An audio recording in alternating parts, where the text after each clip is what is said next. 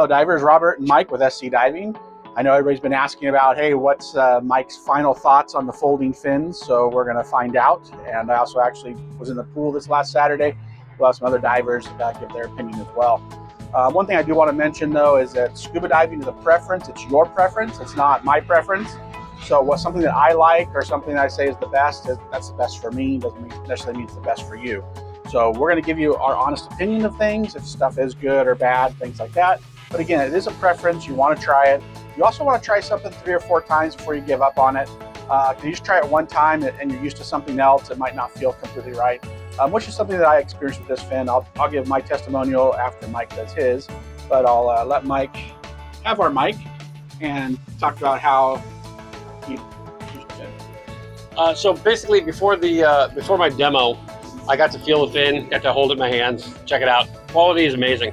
Honestly, it's super well built, amazing engineering.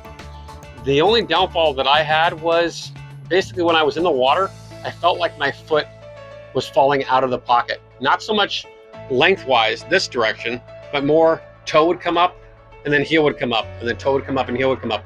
Now, I'm not blaming the fin 100% on this. This could have been user error. We set the depth of the foot pocket on the fly right before getting in the water, and I'm sure that has a lot to do with it. And people are going to be ripping me, and I'm like, yeah, they're probably right. It's probably not a fin fault. It's probably definitely a user error issue. But that being said, it's the one thing that kind of threw me. It's got a lot of propulsion in the water. The one thing I did love about the fin is frog kicking. Frog kicking with this fin was actually really easy. So that's one good thing about it. And then obviously the portability is the best thing about this whole fin. But in comparison to my fin, would I buy this fin over the fin I currently use? No, I wouldn't. My fin that I use is about half the weight. It is super rigid and does all the kicks that I would want to do in the water. Being an instructor, I move around quite a bit with students and stuff, and I just feel, just based on that one time using this fin, it just was too loose on my foot and didn't give me the support I was looking for. That being said, the quality is amazing.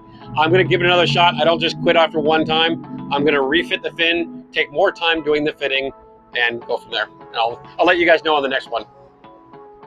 Robert? All right, so I got to try the fin Saturday, which is actually interesting because the normal kick cycle, it seemed like I had to have my feet up a little bit, and it was just a little bit of a different kick to make it work correctly.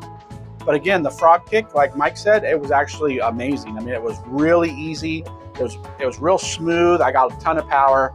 I was behind our dive master, Brad, who he'll give his testimonial in the water too. But I was behind him when he was kicking, and I could feel, definitely there was some power coming behind the fin as I was trying to keep up with him to get some video. We did find out with him on his frog kick, he didn't know how to do the frog kick correctly. So he originally was saying, oh, this thing is horrible with the frog kick. But as you'll see in the video that we have, we corrected his frog kick, and then that changed his opinion on that.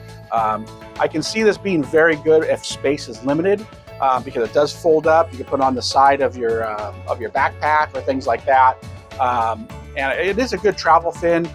Here in California, I think it's going to be a little bit too much abusive in the surf zone and things like that for this type of fin. And again, you do have to properly adjust it for you. We tried to adjust it on the fly for several different fin or foot sizes, and that made it kind of tough to make sure it was correct. Some people did comment like their foot was too far up or too far back. So I could see that being an issue with getting a correct thing with it. I mean, in total transparency and honesty, the one thing that I like to do with my fins prior to putting them on, especially since we're dealing with larger waves, larger surf here in California, I take my strap and put it down below my foot pocket, basically. That way I can just slip my foot in real fast and real easy. The problem with that is, if you look at this, it pulls these in like that. And unfortunately, you can't get your foot in if they're pulled in. So it made it much harder for me to do that. So you have to have it basically in this state to get your foot in. And I just don't like having to deal with that. I like to pull mine down, which unfortunately pulls these in. So that was just a personal thing. It's all what you get used to. Like Robert said, it's a personal preference thing. All your scuba gear is going to be personal preference. All right, Robert and Mike with SCDiving, and we'll see you on the next one.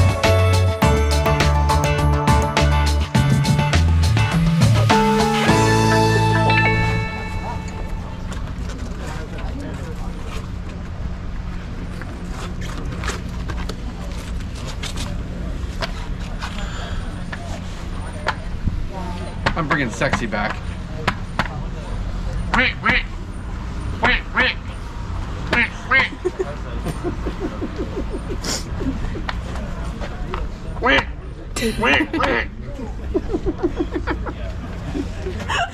We got another person that tried our folding fins, so let's see the reaction. They just got up right now. We got another Dive Master swapped the fins, getting a try. So let's see. So Shane, what's your first impressions? It's surprising how strong they were. Actually, I didn't think there would be much propulsion, but there kind of was. I was doing my flutter kicks, and I was actually able to cruise across the pool pretty quick. It did feel a little, I have a size 10 boot, and it doesn't come across the whole bottom of the boot, so it felt a little different than my normal fins. Just worked the calves in a little bit different area, it felt like, and not being completely around the toes. It felt just a little different than my normal kick. Something I could get used to for sure, but the frog kicks, I thought it felt a lot better. The way that you push down felt better than pushing up.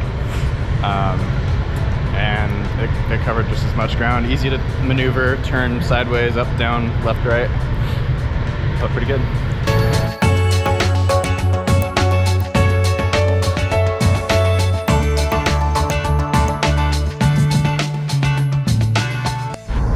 All right, we got Dive Master Lane that's coming up from trying the fin.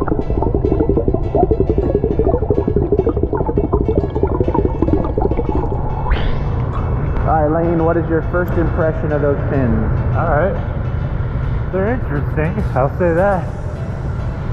They're not like the normal full foot fins that I wear. They cut off a little bit at the heel. But overall, I like how light they are. I really do like that. Sweet. So what kind of kick cycle styles did you do? I did, I really liked doing breaststroke kick or frog kick with them. They worked really well for that. For the normal flutter kick, I found like they were almost cutting off right here on my foot, which I think just might be the boots. I'm not used to these boots. But I tried to do some back finning, didn't really work. The hover helicopter turns worked just fine. So yeah. Excellent. Thank you.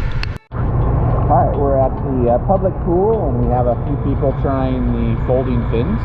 So we have Dive Master Brad that just got done trying his folding fins, and let's see what his first impressions are. So I like the design. I like the idea of portability. I like that it can fold. A little bit of weight on the side, and I wondered how it would do in the water on a regular fin kick.